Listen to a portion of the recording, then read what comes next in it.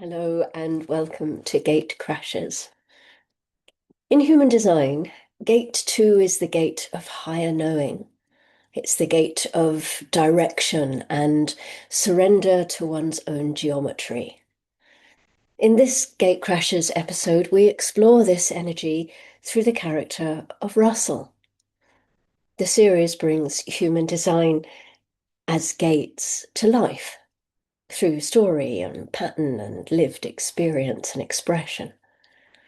Gate 2 explores trusting your inner direction, surrendering to your own geometry, the melancholy of overriding what already knows the way.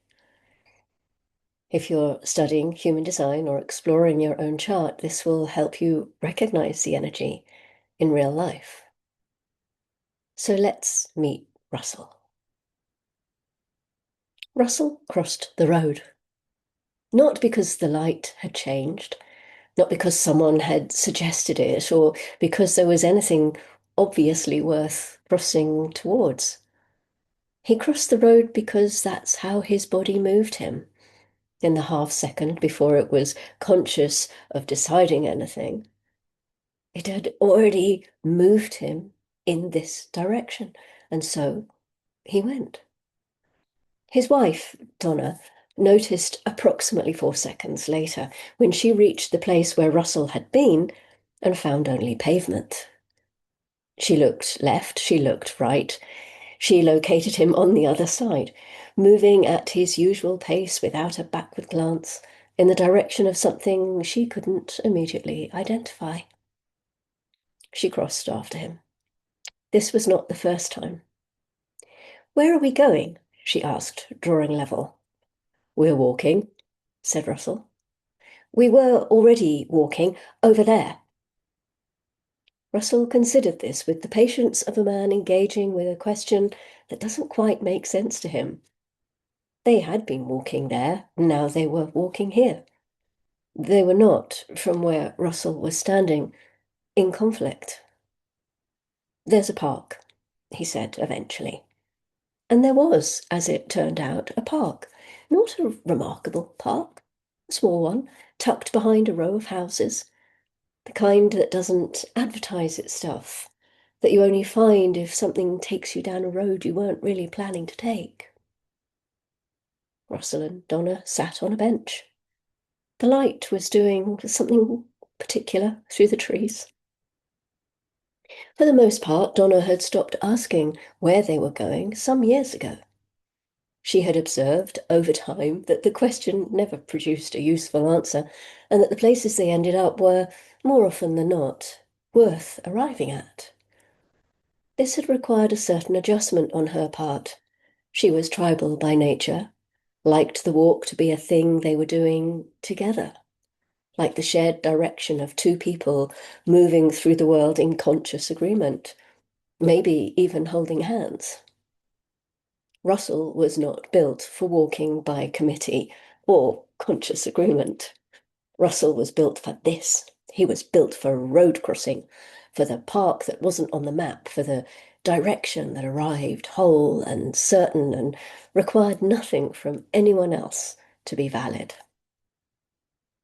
Donna had concluded, in the end, that following him was her choice. And the consequences of that choice, the unexpected parks, the 4-minute detours, the canal last Tuesday week, were hers to enjoy or not. Russell had no opinion on the matter. Russell had already moved on to whatever was next. It should be said that not every Russell looks like this on the surface. There's another kind, and this one is harder to spot because this Russell has gone still. Not a peaceful still, the other kind of still. This Russell has gate 2, also has his direction built in, also carries that quiet, sovereign knowing in his chassis. But something, I don't know, too many roads taken without too much conviction, too many arrivals that didn't match the certainty of the departure, too much interference from others, has caused this Russell to doubt his navigation instruments, not loudly. Russell is not loud about doubt, but quietly, with some finality, he has decided that his knowing cannot be trusted and has parked his vehicle accordingly. This Russell stays on the agreed path, takes the walk that was planned, crosses no unexpected roads, and carries, somewhere underneath the reasonableness of all of this, a melancholy that he couldn't easily name. The melancholy of a road less travelled, slowly being grown over and obscured, of a direction installed and ready and pointing steadily into silence. Same gate, same sovereign, unchosen, installed at birth direction. But one Russell crosses the road without looking back. The other is still standing on the pavement waiting for the lights to change or for someone to give him permission to cross. Both know, somewhere below thought, exactly where they're supposed to be going. The thing about Russell, the original Russell, the road crossing Russell, is that he had his own version of the parked car, and it didn't look like stillness, it looked like motion, purposeful, confident, entirely self-directed motion that had, for a period of some years, been going exactly where Russell had decided it was going, rather than where his internal compass was pointing. Russell had not noticed the difference. This is the particular quality of Gate 2's shadow. It doesn't feel like being lost. It feels like knowing. The stubbornness and the surrender can feel from the inside almost identical. The same certainty, the same forward movement, the same deafness to outside input. The difference is in what's underneath, whether the direction came from the deeper compass or from Russell's considerable opinion of his own navigation skills. The melancholy was the tell. And it had been there for a while, not dramatic, not debilitating, not the sort of thing that Russell would have described in those terms if he'd been asked. More like a quality in the air, a faint, persistent flatness beneath the forward movement, as though his engine was running, but something in him knew he was not quite on the right road. Russell had attributed it to various things over the years: weather, sleep, the general texture of adult life, which annoyed him to no end because he knew that growing up was a trap and he was determined never to fall into it. And he had not, until recently, connected his flatness to his direction. The shift didn't come as a conversation. Russell didn't do epiphanies by conversation. No, it came on a Wednesday, on a route he had walked many mornings before, when he stopped, completely mid-stride, for no apparent reason, in front of a door he must have passed 100 times before. A green door, nothing remarkable about it. He stood there for a moment, not thinking anything in particular, and then he walked on. He came back the next day, stood there again, still nothing, walked on. On Friday, the door was open, and through it was a courtyard he hadn't known existed, and a woman selling plants from a table, and a man playing something on an instrument Russell couldn't name, though he thought it could have been a zithoon. He stood in the entrance of the courtyard for some time. He wasn't looking for anything. He hadn't planned to find anything. He didn't tell anyone about it afterwards because really there was nothing to tell. Nothing had happened. Not really. He had simply been taken somewhere that his compass had apparently been pointing to for some time, and he had finally got out of his own way and stopped arguing long enough to follow. His melancholy lifted, not dramatically, just receded, like weather passing. He walked home, crossing roads on the way, obviously. Gate 2 lives in the G center, the center of self-love, identity, and direction, and the location of the magnetic monopole. This last is one of the stranger and more beautiful mechanics in the entire system. A fixed point within every human vehicle that draws us through life toward the experiences, the people, the places that are correct for us. Not chosen, drawn. Russell would have strong feelings about the distinction if he thought about it, which he doesn't particularly.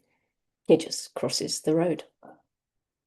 Gate 2 is the direction gate of the Sphinx Cross, one of only 2 crosses where all 4 gates share the same center, all 4 sitting in the G center, all 4 contributing to the background frequency that every being on the planet moves through.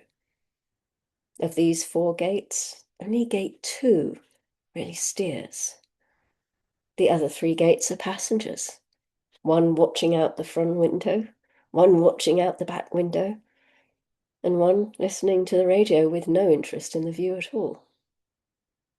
Gate 2 holds the trajectory, or rather, Gate 2 is the trajectory when it's working as it should, which is to say when Russell has stopped adding his own extensive commentary to his navigation.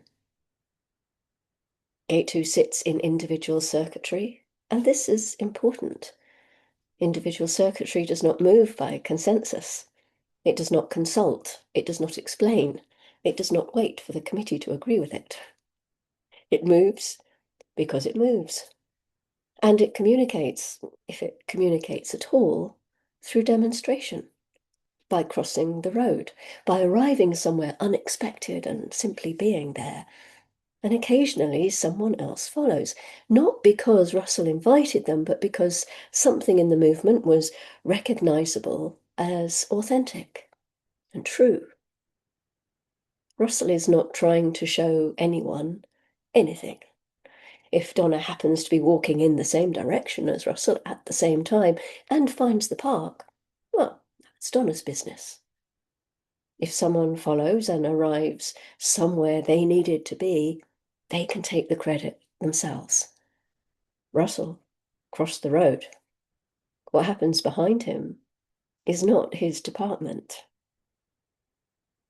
The channel partner to Gate 2 is Gate 14, the gate of power, the great engine of sacral life force.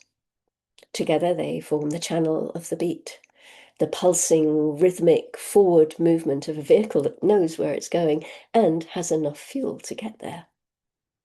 The beat is not a fanfare, it's not an announcement, it's a pulse. Steady, reliable, quietly unstoppable. Russell, at his best, is that pulse. The melancholy of Gate 2 is specific. It is not sadness or depression, not general dissatisfaction with the terms of existence. It is the particular quality of a direction that is not being followed. The compass pointing, utterly reliable and being overridden. The road less travelled, slowly being grown over. The feeling beneath the forward motion of going nowhere that truly matters. And the remedy is not more navigation, it's less. It's waiting by the green door, the road that wasn't planned, the 4 seconds of lost pavement that Donna has stopped trying to prevent. Russell still crosses roads without announcing it. He always will. There's no version of our Russell in which this changes, and it's never going to change, and everyone who knows him has, at varying speeds, made their peace with it. But something has settled in him since the courtyard, a quality of ease in the forward movement that wasn't there before. Less arguing with his compass, less of the melancholy that turned out when he finally identified it, to be the sound of his compass being ignored. He's still quite deaf to input, structurally, constitutionally, entirely by design. The signal genuinely doesn't land, not because Russell is being difficult, but because this is how individual circuitry works. It receives from somewhere else entirely. He crossed 3 or 4 roads completely unannounced on the way home last Tuesday. Donna has given up counting. The park was usually worth it in the end. Thank you for joining me as we explore Russell and his experience of Gate 2. If you'd like to talk about your design, if there's a gate that you have that you would like to explore a bit more, get in touch. See if there's something we can talk about together. Until then, one important thing would be happy solar return to Bear. And another important, he wasn't totally character of Russell, not totally, although he does frequently cross roads on his own without telling me where he's going. And of course, I'm not Donna in any way. But for now, love yourself. And as always, go gently.